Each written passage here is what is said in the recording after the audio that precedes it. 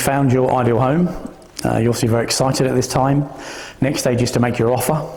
And one bit of advice I would say is if it's really your dream home, pay what you think it's worth. Don't go in too low because someone else might buy it if you go in too low.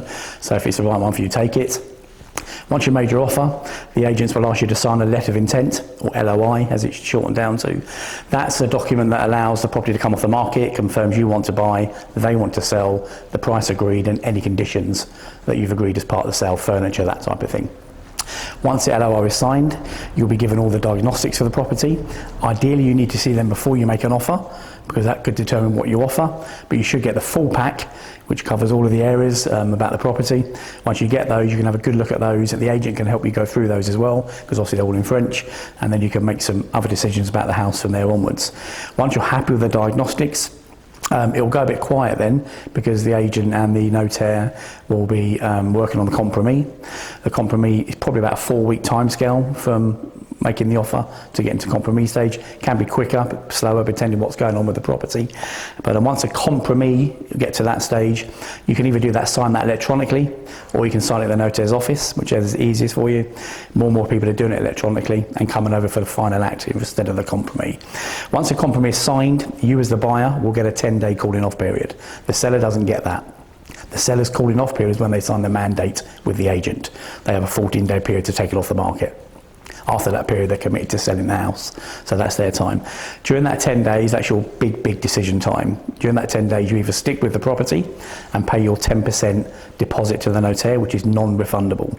If you decide to withdraw during that calling off period, it must be by registered post letter to the notaire. I would email as well, but it must be a registered post letter explaining you wish to withdraw. And if you do that within the 10-day period and it's received by the notaire, any deposit that you may have paid before that would be refundable, and you're not liable for the 10% at any point. From that point, you can withdraw from the property without any issues. Once the 10-day cooling off period is finished, you're committed to the property. The only way that can change is if there's a clause suspensive in the compromis, which is a reason for you to withdraw, and they're really only for a mortgage or for a sale of another property. So if you were selling a house and you'd have a clause suspensive in that compromis, so if your sale fell through after you signed a compromis and you finish your calling off period, you can use that clause to withdraw from the purchase without losing your deposit. So it's critically important. If you're doing that, you must have a clause suspensive put in the compromis.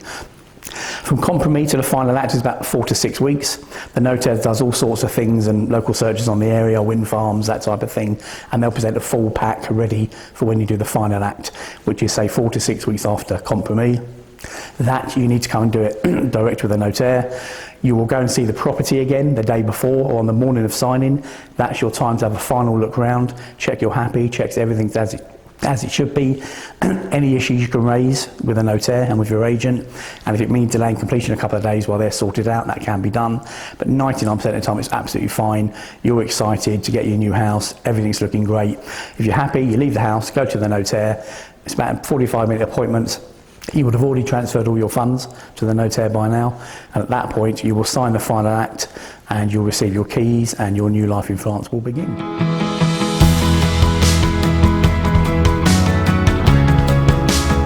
That's shifted a lot since Brexit. Really, one of the first things I'll say is if you're making that move, or you're thinking of making that move, check you fit the criteria. Income now, you have to have a certain amount of income. When you come into France, you can't expect to come here and not have an income.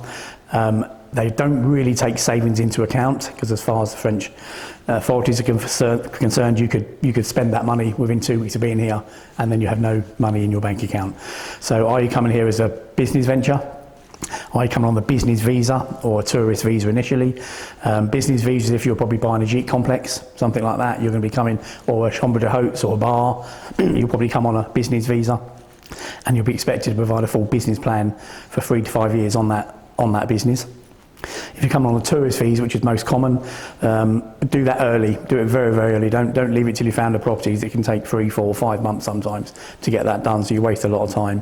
But the tourist visa is best because it gives you a 6 to 12 month stay in France, and during that time you will then plan your residency and apply to get your French residence card when you're here in that time, and there's people that can help you with that and help with all the process. It's a lot stricter now. It's not as easy, it's just coming over. Language, I think they're a bit more strict now that you can talk, at least make an effort for the language. They might potentially ask you when you come over here to attend 50 hours of French lessons, but why wouldn't you? They're free anyway, so why wouldn't you do that?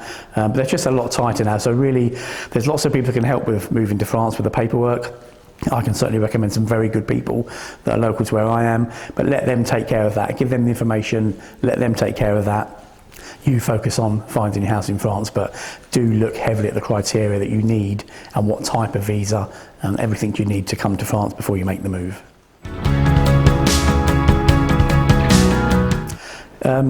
Yeah, I think it's, again, Brexit's made it tougher. You've also got the 90-day rule, and working that out is very difficult. There's things online you can look at to help you work that out, because it's quite a strange thing to work out. But I think it's, is it going to work for your holiday home? You know, the 90-day rule makes a difference. What's that holiday home going to look like? It's just more difficult now, and I think it takes a bit more thought now, a holiday home. How you're going to buy it is obviously, with everything that's going on, how you're going to fund it. But I think that the rules of buying a holiday home, the type of home you buy, are no different to a permanent home. You'll want to buy a home that's going to work for you and suit you, and there's lots of criteria to look at when you're buying a home. Do you want lots of land? Lots of people come here and say, I want lots of garden, lots of land. And then when we sit down and talk to them, we ask, well, that's fantastic, but obviously you're not going to be here all the time. What's going to happen with that garden, that land? Someone has to look after it. And if you're not going to employ someone to do that, having lots of land with a holiday home is not necessarily the best idea, but it's obviously completely personal choice. But it takes some looking after. You don't want to get here for 4 or 5 day break, put your cases down in the house, and you spend the next 4 days sorting your garden out because it doesn't look very nice. You won't get to enjoy France and all the fantastic things it has to offer. Yeah, there's a lot of them, as there is in most countries. There's a lot of agents. For me, I think the biggest thing is you're going to have a relationship with this person for potentially 12 months from the start of your search to the end.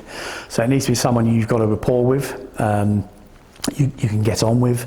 But for me, the critical thing is that their communication. You don't want to be emailing your agent with a question that is very important to you, because it's much stressful. You know, the whole thing of moving to France it's a fantastic dream, but it's completely new, it's different. The whole paperwork's different. You don't want to be emailing an agent and taking a week, 10 days to get a response, or they're not answering your phone calls. So, you know, deal with an agent that you've got a good language with. Obviously, if you're not speaking French, you need to find one that can speak English as well. And I think it's important that you can set up a WhatsApp group with them so you can answer questions quickly. Some agents will do that, some won't. But the biggest thing for me is one that will communicate and answer you in a reasonable amount of time, so you're not sitting there worrying that you've emailed and not had a response. So that would be my biggest suggestion, is a strong communicator from the minute you first start looking. Yeah, I think you'll find properties online. The first thing you'll search online. It's natural to just start looking at properties online, and you'll see them, and you'll start engaging with those agents on email quite quickly. And I think you'll know, it's no different to using an agent in the UK. I think if an agent was coming around your house to value your house, you'd know, if you had 3 round, I think you'd know which one you got on with. It might be that the agent you want to use that's got the house you want is not your preferred choice because they're not communicating well, but you can deal with that. You can speak to them. It's very difficult because it's not all agents will speak English, if that's what you want to do, if you're not speaking French. Obviously a lot of documentation you get will be in French, obviously, and I think it's important that you work with someone. Building trust is difficult from day one because you don't really know them, but I think when you book your viewing visits, I think that will start telling you how good that agent is. If they're responding quickly, giving you a full criteria and an itinerary for that visit, you know where you're going, what time, you know where you're meeting them. If that's all set up properly, I think that's an agent you can trust. If you're a day from coming here and you haven't got any of that, you would need to deal with that because it's such a critical time when you come to view. And I think from the minute you first meet that agent in a house, you'll get on with them. They've got a service to do. They've got a house that they want to try and sell you, and I think they'll, you know, if they're good at what they do, they'll work with you. They'll answer all your questions. They'll translate documents for you, so you can read them. Everything's signed in French, but you can have them translated, and the agent can work with you for that. And just make sure that they're holding your hand through the whole process and not leaving anything to chance. Yeah, the big difference between UK and France, most agents in France are self-employed. Commission-only self-employed estate agents, and that's a very, very different to being a fixed salary every month. So that's good in many ways, because if they're not working with you properly, then they're not earning commission. So it's in their interest to have a great rapport with you from day one. Most agents are affiliated with a brand. I personally am affiliated with a large immobilier based across southwest France, but they'll all have their own affiliation, but they are self-employed. They choose their hours, they choose what they work. And where they work from. A lot of them will be home-based, so don't be scared about that if they haven't got an office, because a lot of the big branded agents don't have branches in France. So don't let that alarm you. It's very, very common. But I think their interest, being self-employed, is to do a fantastic job for you. Otherwise, as a self-employed agent, you're not going to get what you want from the clients and what they want from you if you're not working as a very strong self-employed committed agent. The agents in France are pretty well qualified. They have to do a certain amount of training, a minimum 40 an hour of training modules before they can get their Immobilier license, their agent's license, which comes from the CCI, which is the equivalent of the Chamber of Commerce in the UK. So all agents will have a CCI card to confirm they're an Immobilier, so you can check that with them, and they'll all have a CIRE number as well, which is a long number which confirms, and you can look online on the CIRE number list and check they are affiliated to do that work with that CIRE number. Yeah, there is things you can do. Obviously, when you buy a house in France, as anyway, you're buying it as you see it. You'll have reports done. Once they're done, once you've offered, you're buying it as you see it.